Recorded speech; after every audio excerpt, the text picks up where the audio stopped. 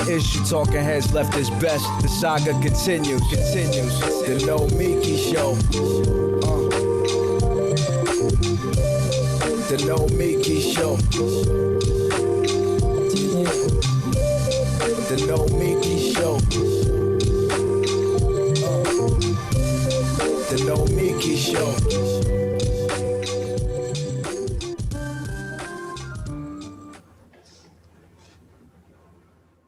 Hello, and it's Friday. It's Femme Friday. Welcome to the Nomiki Show. I am Nomiki Konst. We are doing a different kind of show today. This is going to be fun. So to start off on this Femme Friday, I am calling this early happy hour. This lady got up at 5 o'clock in the morning, and I think we've earned it after this week. It's been a lot of news. So anyways, what we're going to do today is for the first half of the show, I am going to be taking your questions if you are watching this live or listening to this live. So if you're on YouTube, jump in the chat, ask some questions. Super chats are always appreciated. I got to throw that out there. Very, very much appreciated. And then if you're on Twitch, you can do the same thing. So, Dorsey, who is our great producer, is going to be managing this all. Be as patient as you can with him. He is doing a lot of stuff behind the scenes that I don't understand. I just look at the screen and talk to you guys and have opinions. But he is the master. So I will be taking your questions. Maybe not all of them because there's a lot of trolls out there. So be really patient with Dorsey and, of course, our moderators. But with that, I have some thoughts on the mayoral race in New York. You guys have been asking for it. I told you, hang on. I got to gather my thoughts, see how things play out. So we're going to be doing some specials on the New York City mayoral race. I know not everybody lives in New York, but New York is a great example of how progressive politics has pushed through machine politics. There's a dying machine there, and there have been some democracy reforms in the last couple of years that have changed the dynamics, which I will go into more depth. But it is early happy hour here. So I decided to open up a bottle of Albarino. It's called Marietta Albarino, and this is a thing that's going to happen right now. So cheers, everybody. I hope you can have a happy hour wherever you are. It's probably a lot earlier in other places. So live from Puerto Rico, where I am, this is the Nomiki Show. All right, let's get to it. The winner of last night's mayoral debate, which happened in New York City virtually. I don't understand why they had to do it on Zoom at this point. I believe everybody was vaccinated. Of course, the CDC came out with new rules yesterday that if you are fully vaccinated, you don't have to wear a mask anymore inside or outside. So I'm not really sure why it was on Zoom. It's very difficult to manage a debate in general. I have a lot of thoughts on that, but it is also very difficult to watch a debate and be in a debate when you're on Zoom. We do it every day. And it's hard, let me tell you, especially when these people don't have, these candidates do not have professional setup. So the winner of last night's New York City mayoral debate, Dorsey, I hope you're happy with this one, is Katherine Garcia. Did you expect that one? No, not at all. Now, the winner, that's a mixed phrase, given the sorry gang that Katherine Garcia was up against. Andrew Yang took his courageous stand against composting. Sean Donovan said his daddy's campaign spending shouldn't be an issue. His dad's funding a super PAC for him. And the moderator, my favorite moderator of all time, Errol Lewis, who is so esteemed in the press, who once courageously threatened to cut off my microphone on stage because he thought I was interrupting more than everybody else. But it turns out that when we actually counted the numbers, on a stage of 7 people, I interrupted the fifth most on stage, meaning 5 other men had interrupted more before me. And then when I went to go complain afterwards, after the debate, he told me to F off. Yes, that is what the courageous Errol Lewis said. But, my favorite moderator, Errol Lewis, well, he ruled that anyone who had kicked in even $1 to the Georgia races could claim credit for the Democrats taking control of the Senate, thus letting Andrew Yang put himself on the same level as Stacey Abrams and the community organizers who had been working on the ground in Georgia for years. All in all, this was a dispiriting presentation just when the city needs leadership. leadership, okay? And that is where Katherine Garcia broke through. Now, let me be extremely clear. This is not my endorsement. I have to say this over and over. This is my assessment of the debate, how well the candidates did in the debate. This is not my endorsement, not my endorsement of a platform, ideas of the candidate. But Katherine Garcia skillfully reinforced her message that she, as she says it, is the city's crisis manager. Congratulations. Finally, someone recognizes the crisis, not calling it a crisis alone took this long to get to. Katherine Garcia projected the steady hand and the experience that has to be a piece of the next mayor's skill set. In fact, her message oddly reminds me of a very different candidate, Ed Koch, who was a little-known congressman, who was elected mayor in 1977 on the slogan of, after 8 years of charisma and 4 years of the clubhouse, why not try competence? Pretty clever, right? That was his way, Koch's way, of saying that the city was looking for change from the years of John Lindsay and Abe Beame. And of course, a revival from the disastrous city fiscal crisis of the 1970s. You may remember Ford, New York City dropped dead. Virtually all of this year's mayoral candidates are running against Mayor Bill de Blasio. Even the ones like Garcia and Wiley, Katherine Garcia and Maya Wiley, who actually worked for Mayor de Blasio. Now, de Blasio had the right progressive ideas. He did.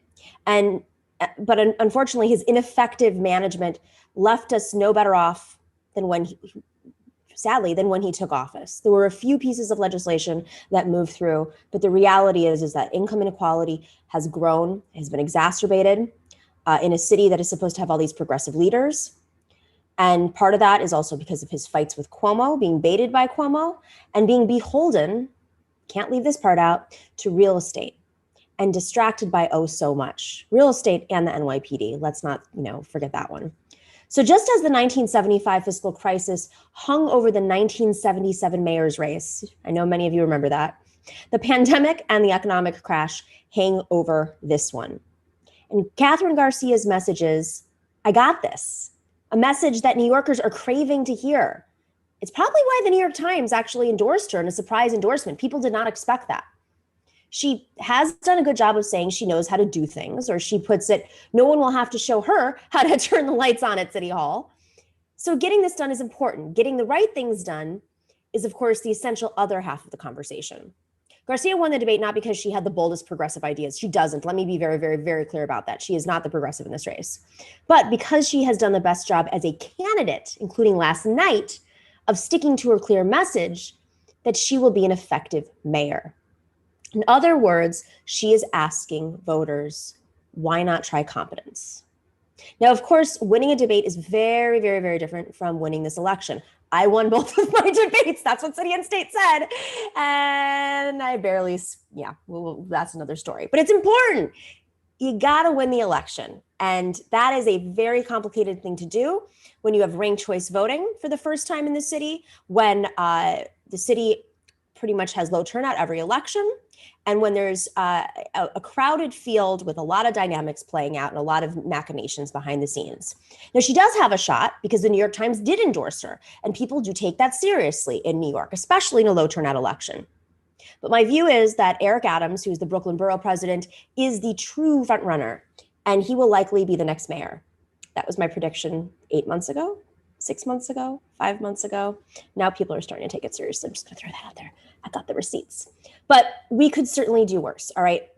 We could absolutely do worse than Eric Adams with Andrew Yang, but we should do better. Adams has a lot of political and government experience that Andrew Yang, who's in second right now, can't even pretend to do. He should be pretending, in other words, as a candidate, but he's not even pretending.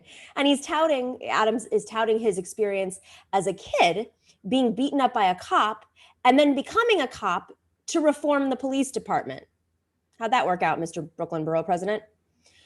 Which is why I actually really appreciated the way Maya Wiley pointed out that we need to get past the, quote, false choice between curbing crime and curbing police violence. Now, Eric Adams has made a lot of political enemies, but that is at least in part because he follows his own views and has his own little Eric Adams machine, political machine. The trick, if he wins, is that he will have to get a lot of people who don't really like him that much to work with him and with each other, something de Blasio did not do. What saddens me about this whole situation is that, yes, we could do worse than Eric Adams, but we could have done so much better too.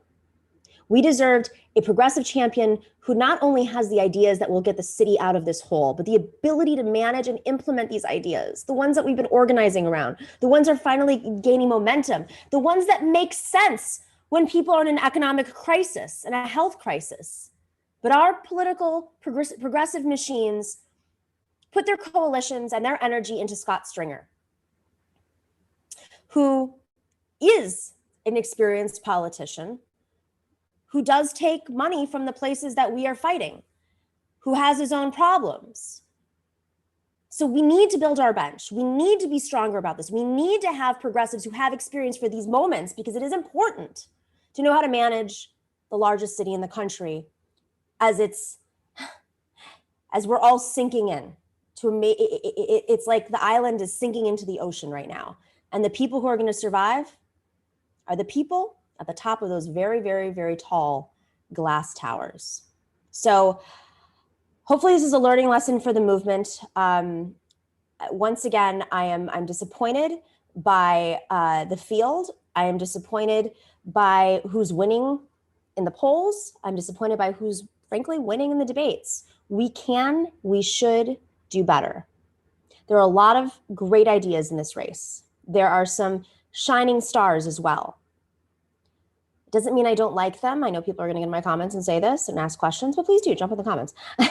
Doesn't mean that I don't like some of these candidates or I don't think that they have great proposals.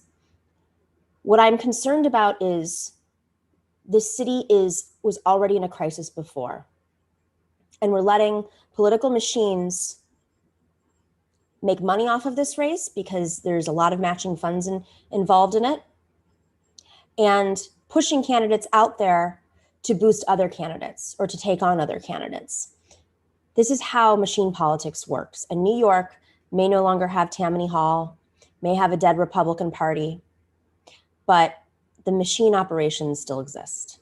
All right, so we have a great show today. We have Esperanza Fonseca and we have Piper Winkler here for the second half of the show. We're going to talk about Palestine and some of the news of the day. But what we're going to do right now is take a sip of your drink and we're going to do some Q&As. So, Dorsey, do I have any questions?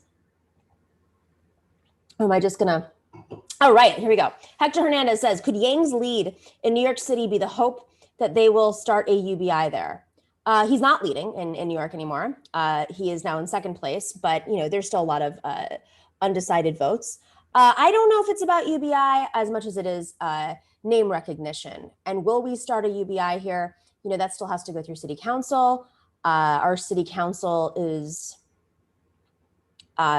nothing to write home about. I don't know. I think that the city has a little bit of a fiscal crisis, and my guess is that the city council probably won't prioritize UBI.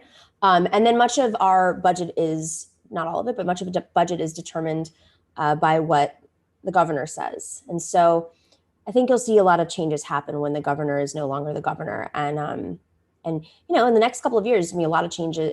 The whole city will look different and sound different because the economic crisis, the income inequality is so stark. The tax breaks that are going to real estate developers are just going to have to. They're going to have to stop this. We have a housing crisis. We have a housing shortage. NYCHA is in absolute disarray. That's the public housing in New York. You have a subway system that's barely functional. And so can you imagine being a working person? I feel like I'm doing my stump speech now. Can you imagine being a working person in New York if you don't live there? Let me describe this. So say you live in Queens, where I live. Say you're a mother. Say you're an immigrant. Let's even get more detailed and specific. Say you're in the belt of Queens to Brooklyn, where when COVID first hit, you saw the cases rise to a higher level, right? Say you live there.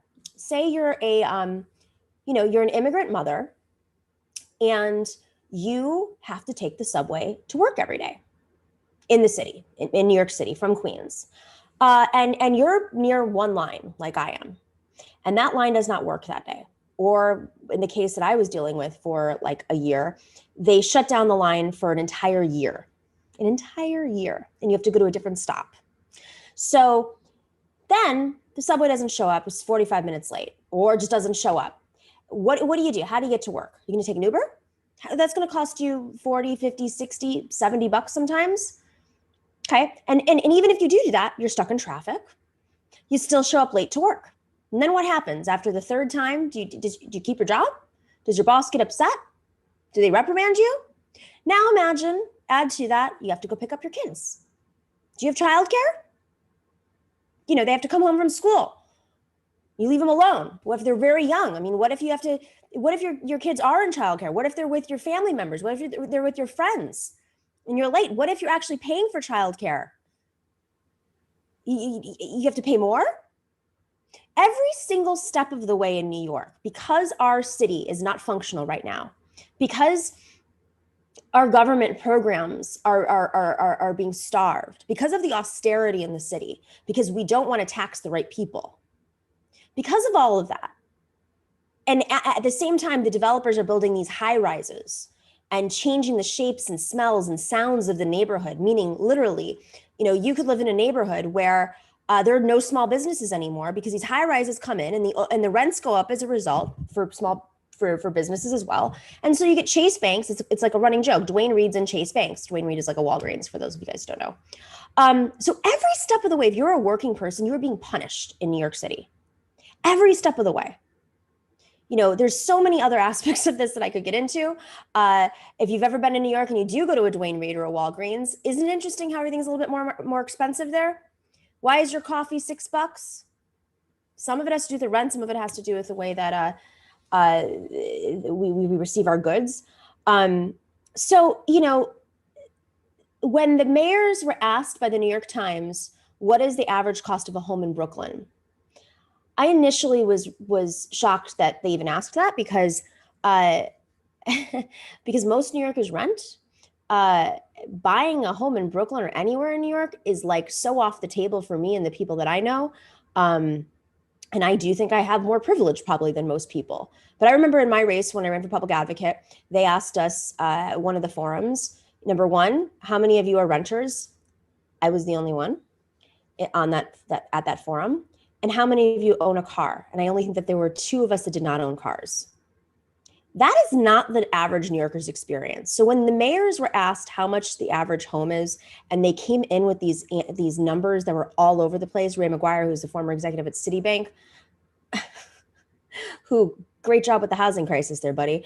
Ray McGuire thought it was like around $90,000 to buy a home in Brooklyn. What?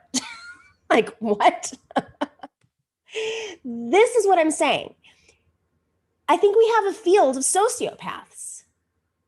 There's too many people in this race who are just delusional about their place in the universe and their connection to the city and their solutions and their ability to manage it. When you don't know what the cost of a home is, or you're not even like within the range, I mean, this is the stuff that you have to work, you have to research this stuff.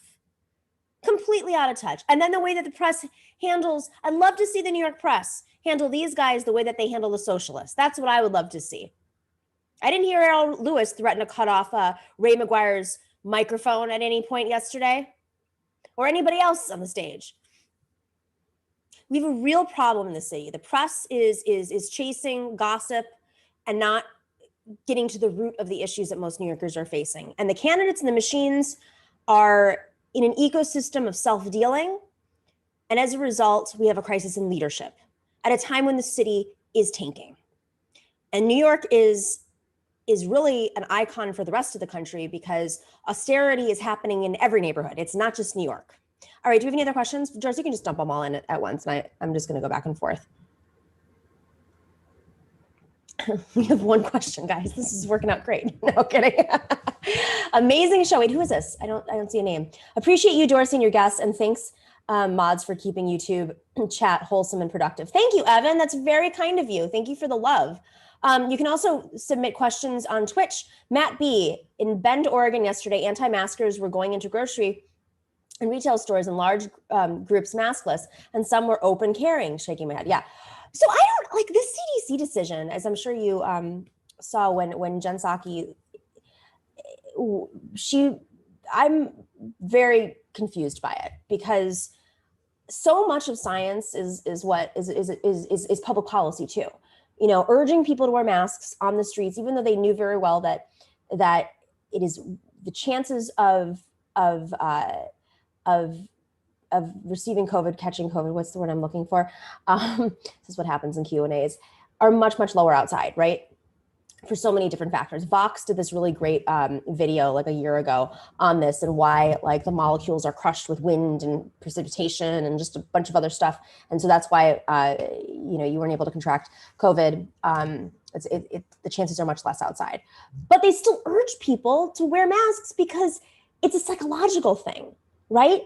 And you have these deniers already. So they're going into Bend, Oregon, the anti-maskers. And of course, they're probably, there's an overlap between the anti-vaxxers and the anti-maskers. And, and they've been waiting it out. And it's like now they are being rewarded for their behavior, because the science is in now saying that, what are they going to do when they walk up to people and ask them, let me see your vaccine card? That's a whole, then you're going to get all the privacy people involved. I just think it was a strange decision. And, I am fully vaccinated. I would happily wear my mask. I would continue wearing my mask. And at least Andrew Cuomo got that right. He told people they have to still wear their masks, because, you have to teach people to be responsible. And, there is a point where at least maybe getting on airplanes, I don't know. I mean, it's probably company by company. All right. Mario Quaid says, could a Green Social Dem Liberals coalition in Germany be a wake-up call for the rest of the EU, or just a signal that the current status quo will remain unchallenged? I know what you're referring to. So in Germany, there's this coalition, and it started a couple of years ago, and they did very well, and the Green Party did very well in the EU elections there. I don't know. I actually don't know enough about German politics. That's an Arun thing. I should have had. We started to talk about it yesterday. Arun Chowdhury, who, go check out his show on Mondays right here on this channel. It is called the Committee Program, and they talk about European politics all the time. It's a great show, 3 hours long, fantastic. He also gives campaign advice, but I actually don't know enough about the intricacies of the German political world. But I don't know if it's a signal for a wake up call for the rest of the EU. I really don't know. I have no idea. I'm paying more attention to the southern countries in Europe and the disaster that's affecting the left right now in Europe and the rise of fascism. Any other questions, Dorsey? My third sip, guys. My third sip. Oh, scroll up. What did I miss? Oh, sorry. Okay. Riley Cool, really cool. Why don't you talk about Diane Morales? I like Diane Morales. That's not the point I'm trying to make. I like her a lot, and I think she's progressive, and I think people on her team are fantastic, and I think she has the best policies. I think that we need management. I mean, like, I'm not trying to be harsh, but this is the mayor's office. New York is a very complicated city, and that's why I'm so frustrated about this field, is that you really don't have anybody who has government experience, with the exception to like 4 people in the race. And I mean, I think she's great. I was really like blown away by her. When I was sitting in with the New York Times editorial meeting when I was running, they wanted to get me. They were asking me some like very detailed questions about how the MTA board works. But because I was expecting that, frankly, and I had really good advisors around who prepped me, I came prepared. But I knew that they weren't asking that question of the city council members I was running against. They wanted to get me and show that, because I didn't have government experience, and this was, by the way, this is not a management job. The public advocate is a very different situation, a different office. Because of that, they wanted to like show that I couldn't manage. I wasn't ready for citywide office. But, I came in with the numbers, and, it was a really interesting, New York Times process was very interesting. But there is some rationale to that. Like, if you're running for mayor, and I'm not saying that everybody who has experience is right. I'm saying that when you're inheriting the crisis that we are right now, having the relationships in city council to move legislation, knowing how the city's budget works. I mean, listening to Andrew Yang answer questions that he should know is reveals why it's important to have somebody who understands the intricacies, who knows how the levers of power, the levers of moving legislation, the levers of the city work. It's important when we're spiraling out of control. Her platform is great. I don't disagree with her platform. In fact, I think that she is pushing other people to inherit that as well. I just wish we had best of both worlds. Diane Morales' platform and Scott Stringer's experience. But I don't think either one, I don't know. I don't know who I'm voting for, guys, if you're asking. That's not what's happening. Ekutan, thank you. Ekutan won. All right, what other questions do we have here? Looking forward to your PR, Rayleigh says, looking forward to your Puerto Rico documentary. How much will cryptocurrency play a part of the story? You will tell. It does play a part. It's very interesting. So we have been filming here, a little backstory here. After the storm I came. Many of you probably remember if you used to watch me on TYT, and took a little bit of a break, and then gathered, organized a bunch of folks and have some amazing advisors and producers on this documentary. And we just started filming. And I don't think we're anywhere near done yet in terms of filming. I think there's a lot more to go. And then we have to edit. So how much will cryptocurrency play a role in the entire documentary? I don't know. I don't know in terms of how much time, but I will give you a little backstory on my cryptocurrency experience. And for those of you who don't know, I assume most don't, there is a cryptocurrency community here that has taken advantage of the tax breaks and other things. I think, it depends on which crypto person you're talking to, obviously. And there's different communities in the crypto world, but some of them have, really strong positions on race and class. Some just want tax breaks and want to make money. Some even identify a little bit progressive on a lot of issues, but kind of like the Burning Man crowd, if you know what I'm saying. A lot of libertarianism, but I ended up covering the crypto world. We followed them around. We followed Brock Pierce's community. If you guys know, he ran for president also. We followed Brock Pierce's community a couple of years ago and interviewed him and his wife and other crypto leaders, evangelists, I guess you could say. And Brock Pierce has been a major evangelist in recruiting people to come here. And there's a set of tax breaks called Act 2022, which if you live on the island for a certain amount of time, you don't pay capital gains. And that's why you see a lot of Instagram celebrities and YouTube celebrities now moving to Puerto Rico. And this is also happening at a time when locals don't have those tax breaks. When the money that is, when locals pay money, there's a fiscal control board, right? So there's still island debt. So having these tax breaks at a time when Puerto Ricans have to pay hedge funds off before they repair their roads, to keep open schools, because hundreds of public schools have closed. As the University of Puerto Rico has had major budget cuts, the list goes on. As the power grid is being privatized, or they're trying to carry it out. There's major austerity here, and what money is produced is going to hedge funds. And then at the same time, you have all these wealthy people coming here for tax breaks and not contributing to taxes. So, there have been some folks who have urged, I interviewed a former governor yesterday, Sila Calderon, and, she mentioned that there should be tax breaks for locals. There should be Act 2022 for locals. And for people in the diaspora to come back, because so many people have fled after Maria before, for opportunities to be with family, for health, etc. And she thinks that to bring the diaspora back home to vote, to get involved, is there should be tax breaks for locals. Okay, what else? Oh my goodness. Javier Tapia, why is Epoch Times putting ads on leftist programs? I think that there's a lot of right-wing, there's like an agenda on the right or libertarian right to win over left minds and find some sort of meeting point, some issue that they can kind of like hook them in on.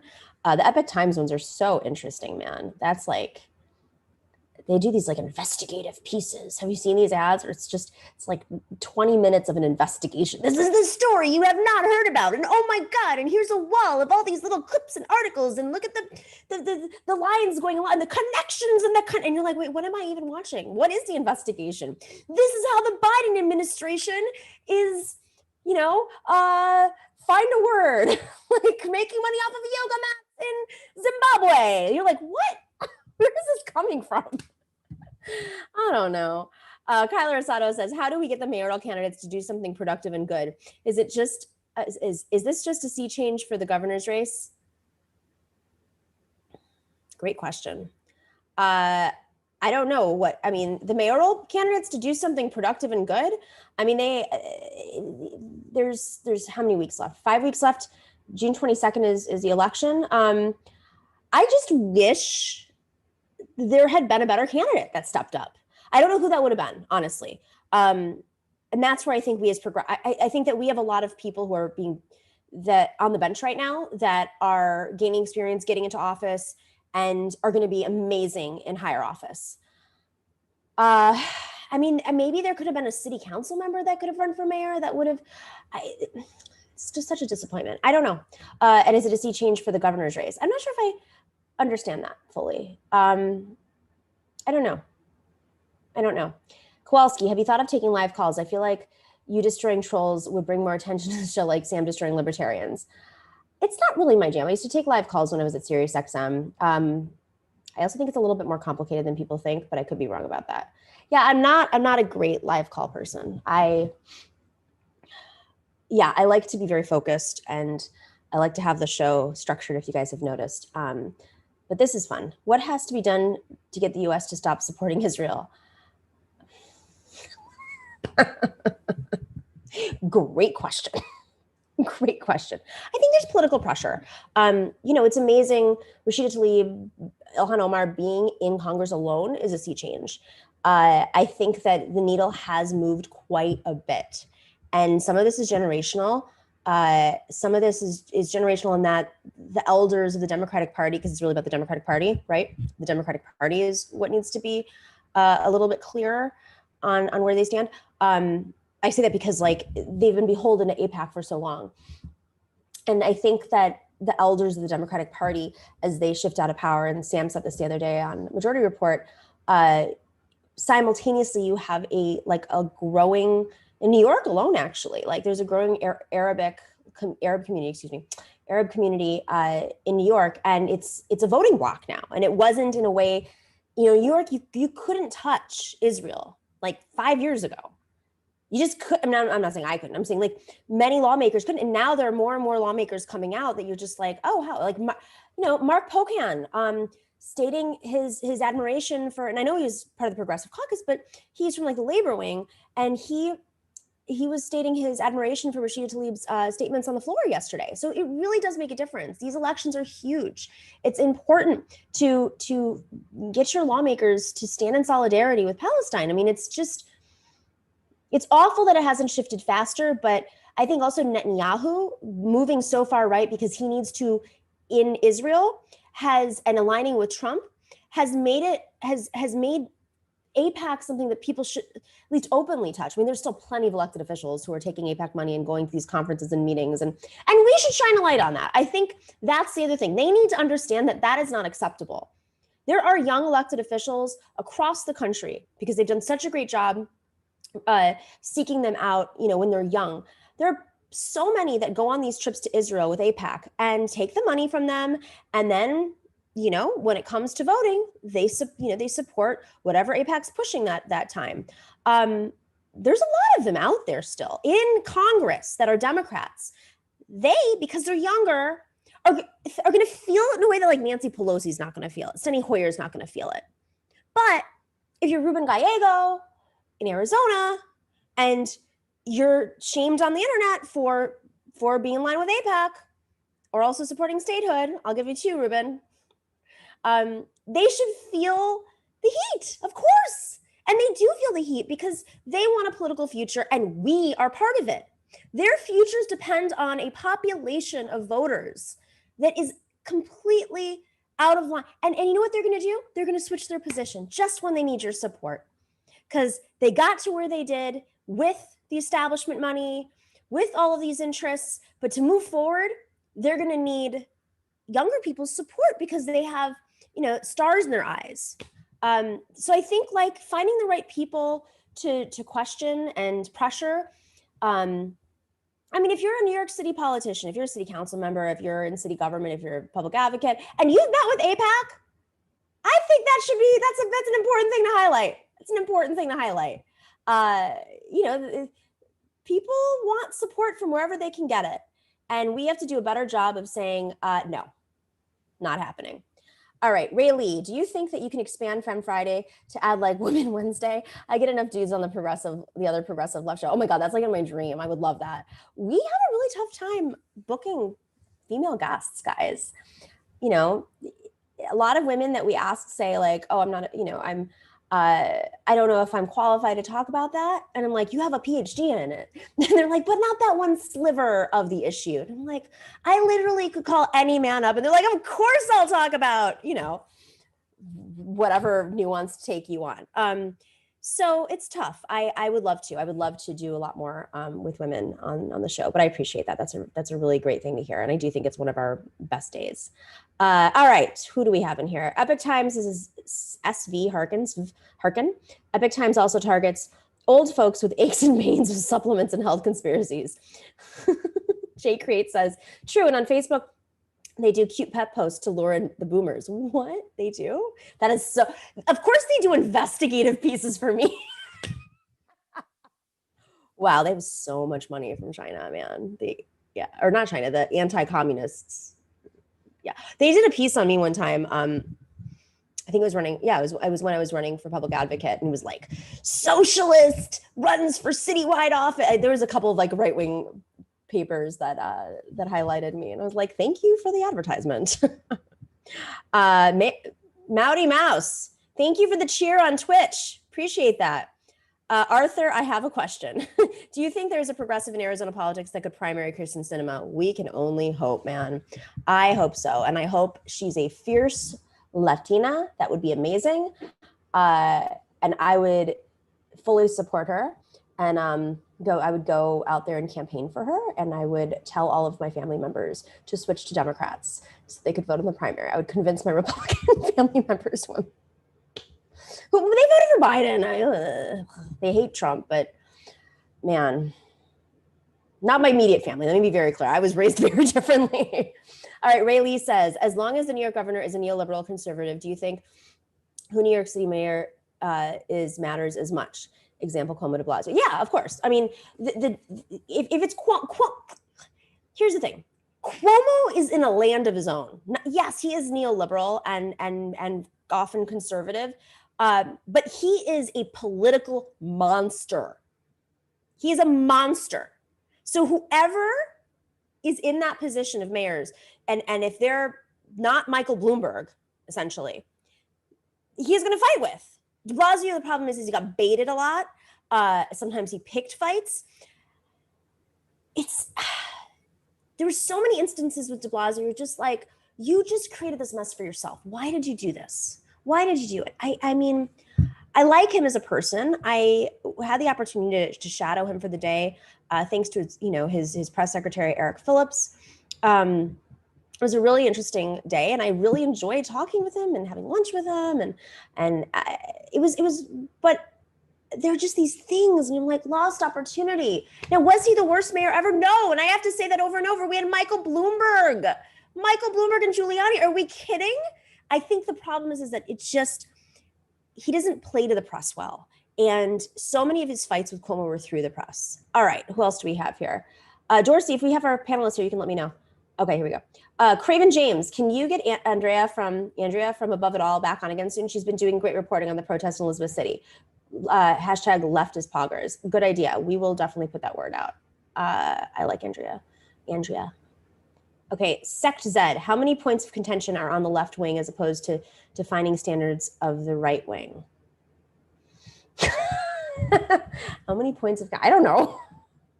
Yeah, they fall in line. The right wing will unify for everything because at the end of the day, they understand that they only get their tax breaks if they do that. The one thing that unifies the people in power. All right. Thank you for your questions. I'll see if I can throw in some more at the end if I can. But in the meantime, I should really be, the reason why I am now drinking wine is because I've had a stressful morning.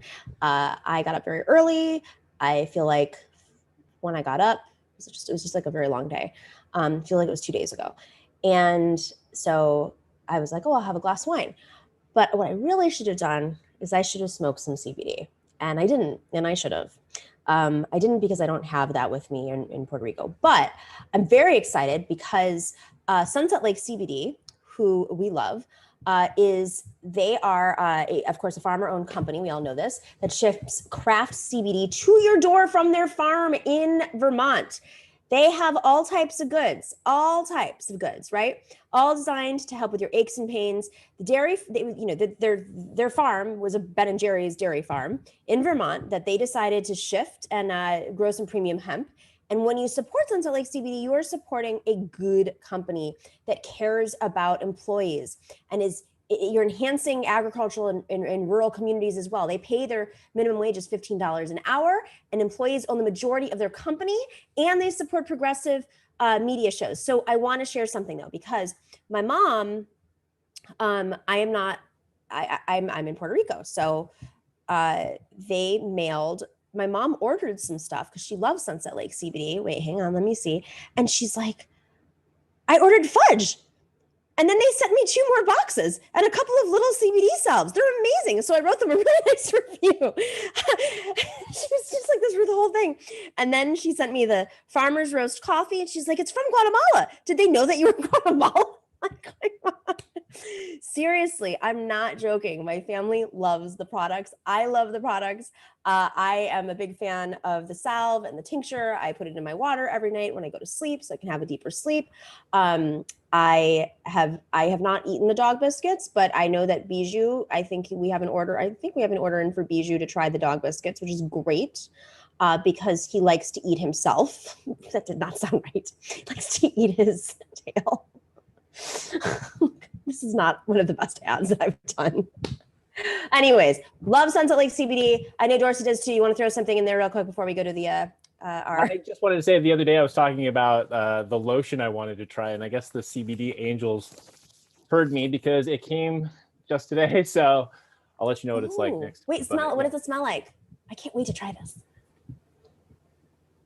Smells like when I was young. It reminds me of like a rose soap kind of, Oh, I like that. Yeah, like wait, I used to smell when I was younger. Anyway, yeah. Oh, okay. It's I normally when I think of young men, I don't think of a good smell. It's jasmine and aloe. So my smell is way off. There's no rose there, but yeah. Jasmine and aloe. Jasmine and aloe, and it's got 400 milligrams of CBD. So can't wait to try that out. Ooh, I'm excited. Yeah, awesome. Cool. All right, guys, you can go and get a 20% off discount if you go to sunsetlakecbd.com and type in NOMI, N-O-M-I. Go to sunsetlakecbd.com and type in NOMI. You get 20% off. Woohoo! Our panel is here. I am getting really hot. Oh, maybe it's because I'm drinking wine. So I am going to I'm wearing yoga clothes today, guys, because that's how stressful of a day this was. I didn't get a chance to change. Hi, everyone. Welcome to our Femme Friday. Piper and Ben, where's Ben? No Ben's allowed here today. What are you doing, Piper? Bye-bye, Ben. You have been kicked off the island. The feminist island that I am going to build someday. Esperanza Fonseca is here. Thank you. She's a labor and policy organizer. She's a member of a firm, which is a transnational feminist organization. And Piper Winkler is the co-chair of Harvard YDSA, and she is over here at the Nomiki Show, one of our lovely producers. Hi. All right. So Lots of news this week, but I want to start off the show, and we may not even get to everything else. So let's just start off with Palestine. Big topic here that we've been covering all week, and let's. Where are we going to start with the Palestine stuff? What do we have in here? Well, let's just go around the circle, and we'll get to that later. Piper, is this different? Is this time different? I've obviously been watching horrifying clips of the violence that's being perpetrated by Israelis against the people of Palestine. And one of the things that's caught my eye today is old videos of Joe Biden back from years ago, essentially talking about how there's no need to apologize for Zionism, that there's nothing wrong with it. You know, I highly suggest that people go and seek these out, because of course, I think it really points to the fact that the U.S. is holding the same line that it always has. I'm seeing a lot of senators, a lot of various people around the U.S. government talking now about basically the fact that the Palestinians have no right to defend themselves, which I view as deeply, profoundly wrong, given that they're currently facing just profound human rights abuses. So, I mean, watching the U.S. hold the same line, basically supporting genocide for generations now, and the fact that the person initially pushing that line is now in power, tells me everything I need to know about the role that the U.S. plays, and pretending to be a supporter of democratization, and at the same time allowing for these mass atrocities to happen. Esperanza. Yeah, absolutely. Wait, your sound's a little low, Esperanza. I don't know if your microphone is on fully. Sorry, can you hear me now or no? Okay. All good. All right. Piper, just give us 1 sec. Sorry about this. We'll figure this out. All good. Piper, do you think that the politics is shifting fast enough here? I mean, there is definitely a narrative that has changed, and while Biden and Nancy Pelosi may be taking the company line, towing the company line, it doesn't seem like there's a younger generation. What Rashida Tlaib did yesterday was so powerful, and I don't know if we can find that clip really fast, Dorsey, if you can, it's okay. But what she did was so powerful on the floor that would have been unheard of 3 years ago. Like, I can't even. Do you think that's what? I mean, maybe. I think thanks to the leadership of people like Rashida Tlaib, who are brave enough to take that stance, which is, of course, the morally correct stance. We're seeing things happen now that we wouldn't have seen perhaps a few years ago without that kind of bold leftist leadership, which, of course, is just a testament to how important that kind of leadership is. Certainly, among my own friends and the people that I know in my own generation, I feel that people are more vocal about this issue, about supporting the Palestinians, about calling what's happening in apartheid versus sort of equivocating and saying that we need some kind of understanding of what's going on both sides. And I think it's pretty clear one side is perpetuating violence and the other side is receiving that violence and should not be. So, I'm glad that people are being more vocal about this as it's happening. But of course, looking at the top leadership, which is all neoliberal, there's not enough change happening quickly enough. Esperanza, I know you're set up now. Go ahead. Yeah, so you could hear me now, right? We're good? Okay, cool. So, just a few things that I wanted to say on this. The first is that we need to have a real zero tolerance policy for Zionism. We need to not be afraid of calling it what it is, which is fascism, right? And we also need to recognize that, the U.S., Canada, the EU has historically supported fascism and fascist regimes. Tyler Shipley, who is a professor who writes about settler colonialism in Canada, he recently tweeted out today that the brief period between 1939 and 1945, when the West fought against fascism, was actually the exception and not the rule. And so you see that our countries have supported people like Batista, Franco, Pinochet, etc.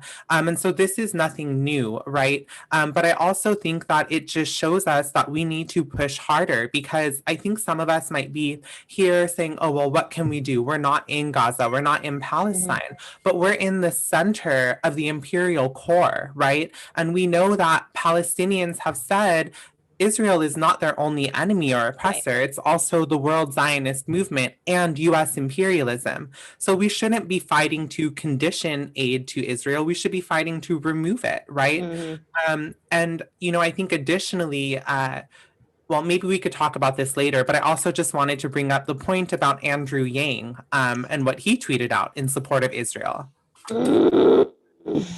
It wasn't just him, by the way. There were plenty of others who did very similar things. But I mean, I'm very frustrated by him. But like Eric Adams is very closely aligned with the Orthodox Jewish community in New York. I mean, because there's a contingency. I mean, that's really what that's about. It's about keeping a Brooklyn coalition because there's a large Orthodox community, conservative Orthodox community, obviously Orthodox in Brooklyn, and so. There are a lot of electeds who decide they're going to go centrist, and they just unapologetically go centrist because that's the lane they've chosen to be in New York. And that's the coalition that they have to put together. And it's grotesque. It's out of touch. I'm not running anymore, but I had an opponent who met with AIPAC and then did an All Lives Matter tweet the other day about who's supposedly progressive. Anyways, all right, let's shift just for a second because this is a very big topic, but I do really want to talk about what's going on with Marjorie Taylor Greene and AOC. Sorry, Dorsey, I'm skipping ahead a little bit, but I'm very conflicted about this because I was on Fox News today, right? And the reason I bring this up is because every time you go on Fox News, you get a lot of hate, or if you go on any cable network, frankly, you're just getting hate. Anytime I mention Andrew Yang, I get hate.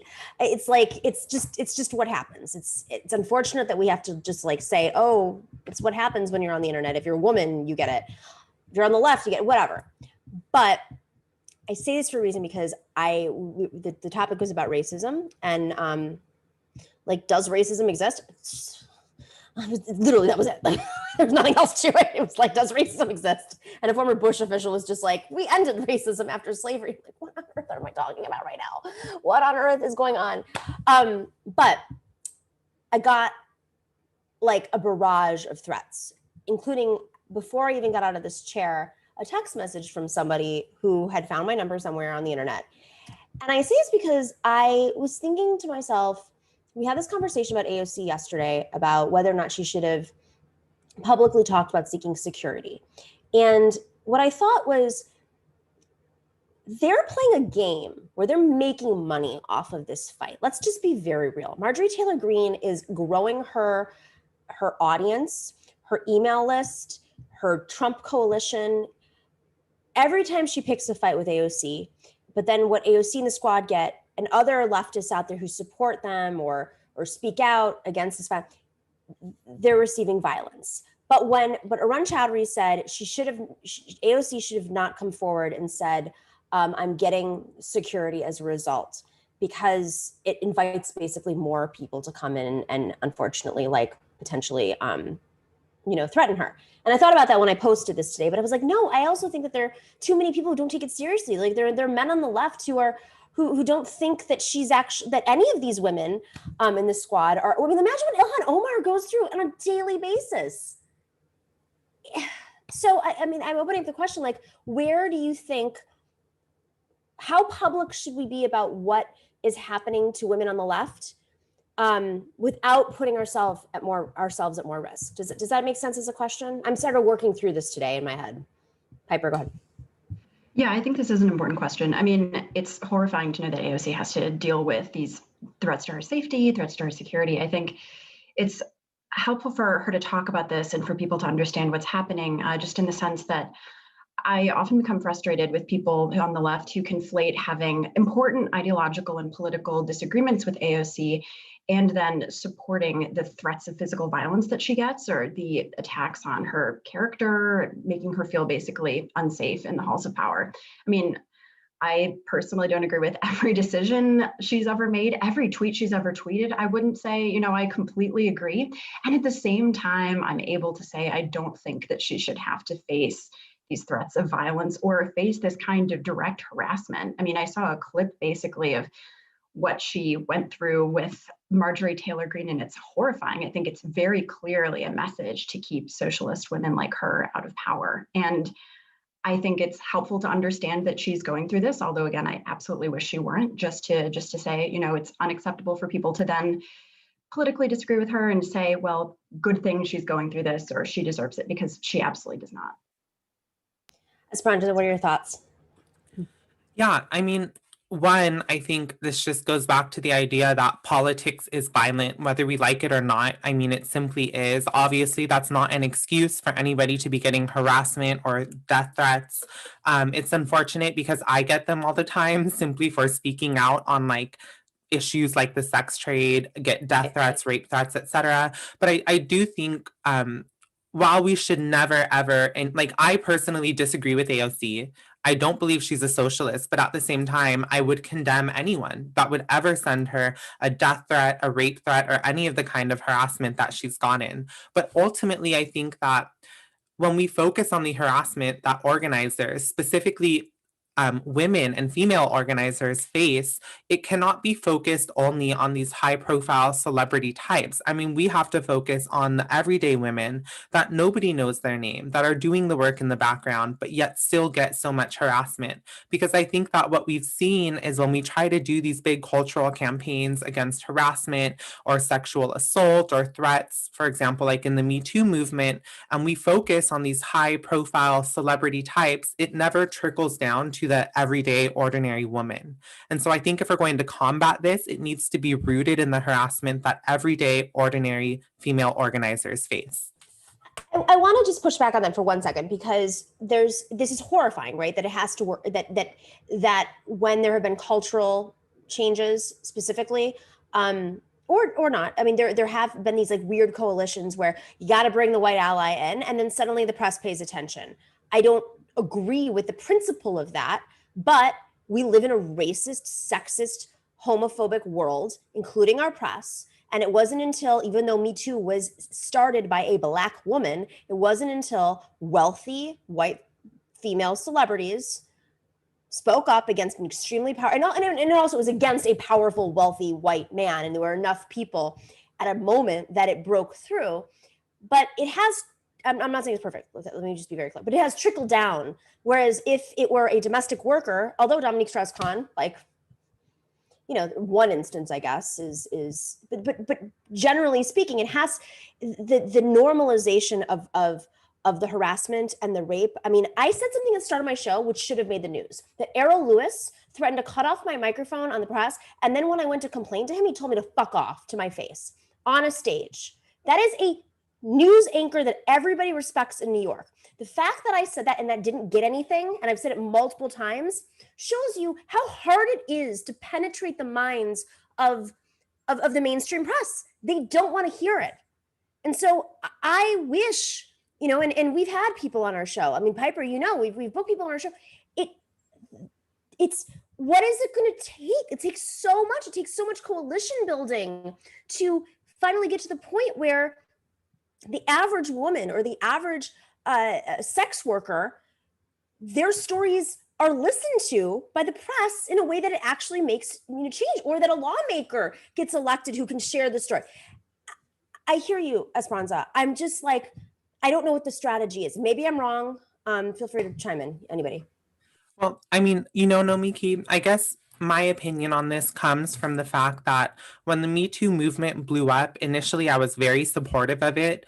But I was organizing hotel workers, I was organizing restaurant workers, and we had tried to sort of tail the Me Too movement, try to organize campaigns to get panic buttons and better policies for housekeepers, trying to hold managers accountable for allowing female servers to get harassed and assaulted on the daily. And the reality is that it simply didn't catch. And I think that, yes, we do live in this sexist, racist society, but I don't think that we capitulate to it by believing that we need a white person or a man or whoever to speak for us. I think that ultimately we organize. And if we organize the most exploited, the poorest people, and put them in the front, eventually that will break through the wall in media. Yeah, I think in response, it is essential that we don't concede to thinking that we need to have, for example, as Esperanza said, a white man or a white representative at the head of everything. And I think that, it's important reckoning to, and of course, that's not what you're saying, Nomiki, but I do think that, being able to understand that that's even a critical goal of the socialist world that we're trying to build is that essentially, like, by coming together and organizing, in groups like DSA and other groups where, work like what Esperanza is talking about is being done, people are getting together and are demanding, a world beyond the kind of culture wars, solely media representation of celebrities, in order to platform the experiences of workers, sex workers, low-income workers who are demanding an end to harassment and things like that. I think, that's an essential goal of what we're trying to do. And it's only maybe by building those mass numbers and saying this small, very narrow representation isn't enough. And that maybe a few of us coming forward and talking about this issue isn't going to be enough, but, in large organizations with a specifically socialist or communist understanding of the society we want to build, that will be possible. So I think it's going to take a lot of people coming together to change that. Well, and that's ultimately why I think labor is having a radical or organized labor is so important, in contrast to a trend that I think a lot of us have seen in like progressive movement, where there is like and even like the most progressive, listen, Bernie Sanders is surrogates, having celebrities go out there and speak, normalized him and made him, be able to raise more money. And there's different strategies in movement politics. I'm not for one or the other. I'm just essentially saying that, like, we have a problem and that we're not clear on this and we don't know where. I work for a matriarch, and it's all working class women that we're bringing forward, Amazon workers to run for office, domestic workers to run for office. And we deal with this. We're hitting our heads against the wall constantly with the press because they just don't care. They're like, has AOC endorsed them? So maybe this is just a moment where I'm venting a little bit more. I want to give you guys some love because we've had a lot of really nice comments in the chats. So Gypsy Mama says, hey, Esperanza and Piper, the YouTube sends love. Caleb Buffo Khan says, Esperanza, can you do a shout out to us? We love her. Oh, me. Okay. Can we do a shout out? We love when you're on the show with Nomiki. I get it. It was just written a little bit funny.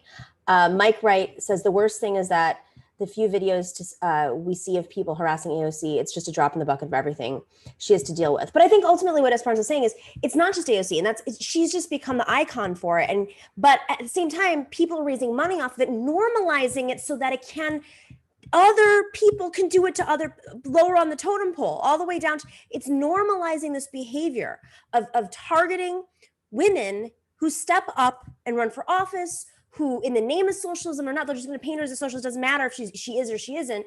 And as a result, any other socialist woman who runs, and I've experienced this and others I know have experienced it, receive the same targeting. Any socialists that run for any office or get involved in the community, it's starting to happen where they're getting targeted in a more aggressive way. So you're right, Esperanza, like, we have to stand in solidarity with each other, but we also have to normalize that this is just a major example of, and it's a precedent that's being set, I believe, for behaviors that are going to happen all the way down. Do you guys have final thoughts before we wrap up? I'm sorry, guys, we have to leave a little bit earlier today. Esperanza? Yeah, I just want to take it back to, the movement for Palestinian liberation, and just say that, like, this just really shows, and I know I say this every time, but it shows, like, the need for us to get organized, because just simply tweeting about it, simply having the right thoughts about it isn't enough. If we organize ourselves, our workplaces, our neighborhoods, we unionize our workplaces, then we will have an organized vehicle that we could use to fight back against genocide and ethnic cleansing against Palestinian people right now. And then just lastly about Andrew Yang, because I just have to say it, but, like, none of us should be surprised that this man is supporting the ethnic cleansing of Palestinian people. And I don't just think it's because he's wrong on so many things, but I think it goes to show you that he pretends that he's pushing this capitalism with a human face idea, but it's not capitalism with a human face. It's the same old imperialism that relies on ethnic cleansing, on settler colonialism, on dispossession of people's lands, their homes, their lives. And this should be the final straw for us to see right through Andrew Yang, exactly who he really is. I mean, first of all, my main final thought is that it's always such a pleasure to be on the show, and especially with Esperanza. So thanks so much for having me on. But I mean, secondly, on the topic of media representation and on the topic as well of the genocide currently happening in Palestine, look at how it's been represented in the media. I mean, I think one of the most interesting things is following the Twitter account, The Gray Lady, which shows how they change their headlines. And a headline will go from actually recognizing the fact that Palestinians are being murdered and terrorized to saying, it basically makes it out that they're mysteriously dying, which is an incredibly nefarious, powerful thing that the New York Times is doing. And that, first of all, it points out the power of independent media and how important shows like the Nomiki Show are. So thanks for having me on, Nomi. But it's disheartening to me to see that I have to go onto Twitter to see, for example, like Esperanza is saying, to see working class women in Palestine talking about their experience there. And this is after Twitter's like screwed with the algorithm a little bit. Sorry, my microphone was down here. No, I mean, think about like all the stuff that we're missing on top of it. And remember when the Arab Spring launched and this is when these platforms were at least Twitter in particular, and Facebook, I guess too.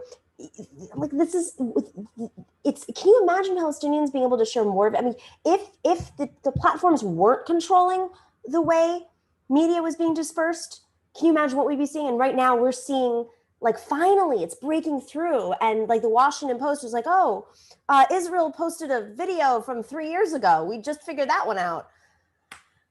All right, you guys are amazing. I love having you on. Esperanza, you're amazing. I just saw you in the chat. We love having you on. And Piper, of course, we love having you on. So please, more of confrontation. I love spice. I love debate. I love it. Like, let's talk over each other. That's the way this rolls. Don't hold back ever on our show, ever. We had a conservative on yesterday. I was like, let's fight. Let's just do this. All right, everybody, we love you. And okay, any more? I don't think we have. Let's give a shout out to the Revolution Podcast on YouTube. Thank you so much for joining us. Go check them out, the Revolution Podcast. And to everybody else, all of our moderators, everybody on Twitch and YouTube, very grateful to you. We got to run really fast because we got another thing right after this. But thank you to everyone. We will see you on Tuesday. Make sure to check out the committee show at 3 p.m. to 6 p.m. on Monday. Go check it out. They're doing an incredible job. I'm like, this is a new type of show. It's really breaking the mold. So if you have a chance, go check it out on YouTube and Twitch, the committee show, on our channel, though, on our channel. So Mondays, 3 p.m. to 6 p.m. We will see you soon. Stay in solidarity.